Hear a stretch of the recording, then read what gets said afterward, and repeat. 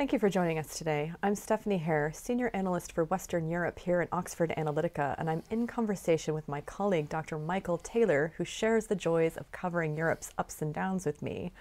Mike, thanks so much for joining us today.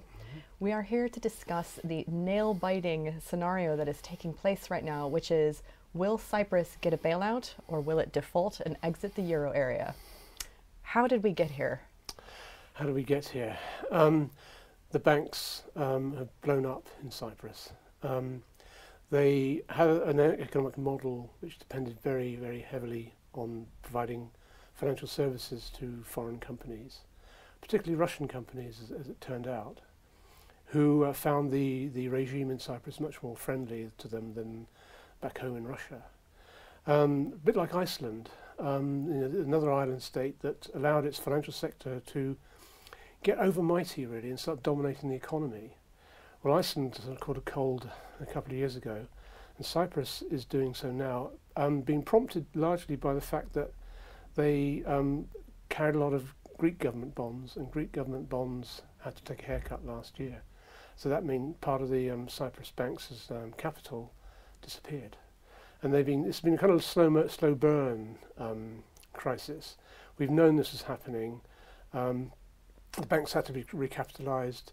The country is too small to recapitalise its banks on its own because, as I say, it's 7, 8 times the GDP is the Cypriot financial sector. So the government can do it on its own. So it comes to the EU for help. The EU looks at this island and says, "Well, come on, you've been competing effectively with the rest of the EU by having low corporate taxes.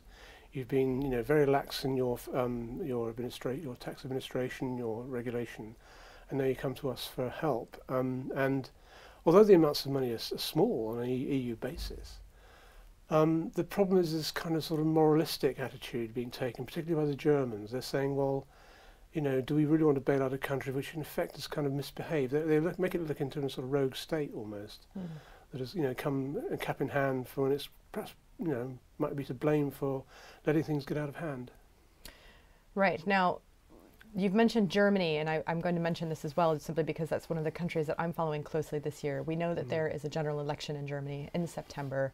To a certain extent, this could just be political posturing by Germany to its own voters. But what's really striking is that the German parties across the board seem to be united in their treatment of Cyprus. So it's really possible that we could see for the first time a German-backed EU decision to let Cyprus go.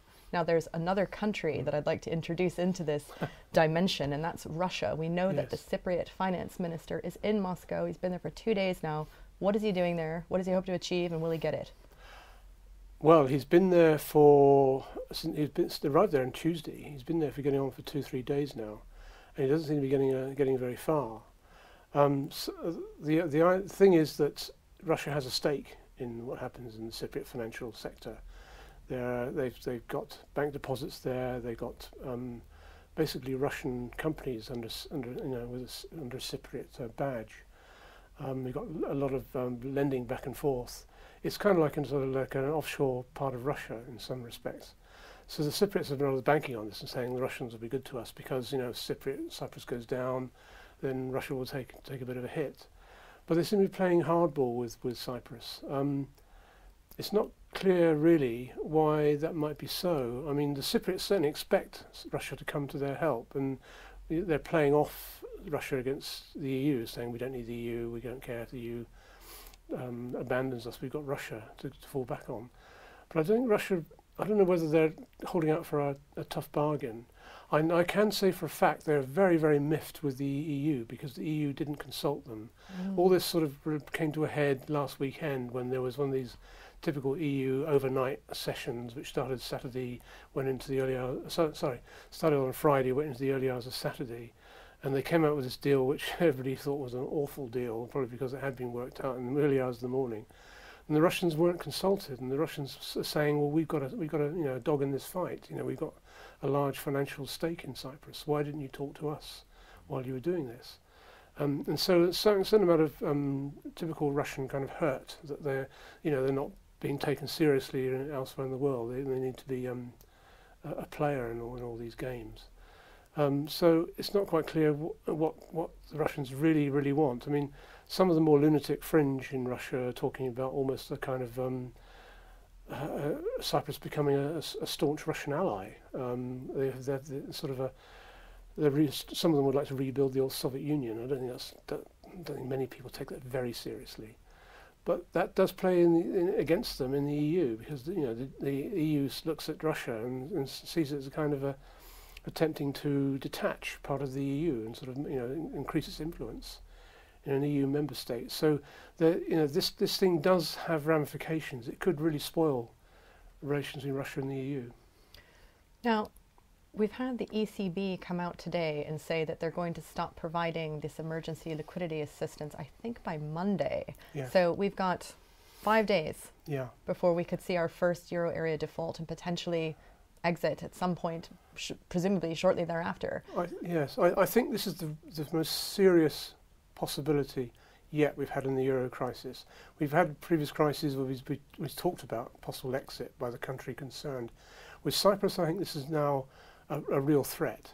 They've been given this quite tight deadline by the ECB, which would tell that they have this system whereby the Cyprus Central Bank keeps banks afloat with this ELA assistance.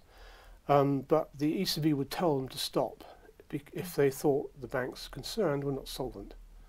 So there's like a sort of a drip feed. The banks have got to be basically solvent, and without this recapitalisation, they won't be. So without a deal, the bailout deal we talked about in the beginning, without that, then the whole game comes to a stop. And they could well be out of the eurozone, because they could then have to. They wouldn't have euro funding. They'd run out of euros. And if we see the sight of bank runs, if we start seeing this risk of a default and perhaps systemic shock, and it's difficult to judge what that will be until it happens, because Cyprus, we have to remember, is only 0.2% of EU GDP. It's a really small country. Nonetheless, there's a signal that's perhaps being sent to the other vulnerable euro area economies of people who have their savings there, suddenly wondering, are those savings going to be guaranteed? So we have to ask ourselves, if this happens in Cyprus, how are savers in Italy, Spain, Ireland, and Portugal going to react? Are we going to see a transfer of capital throughout Europe? In what way? So there's quite a lot to play here. There's the Russian dimension that you've raised, the EU-Russian dimension, what's happening in Cyprus itself, and then this wider euro area saga. So we've got 5 days to resolve it. Indeed. Well, hopefully when we're talking next week, this will all just be a bad dream that somehow resolved itself. But until then, you can keep up with our coverage here at the Oxford Analytica Daily Brief. For those of you who are clients, we held a conference call on Cyprus yesterday. The recording for that is now available on the website. We look forward to hearing from you as ever. Until next week, thank you very much.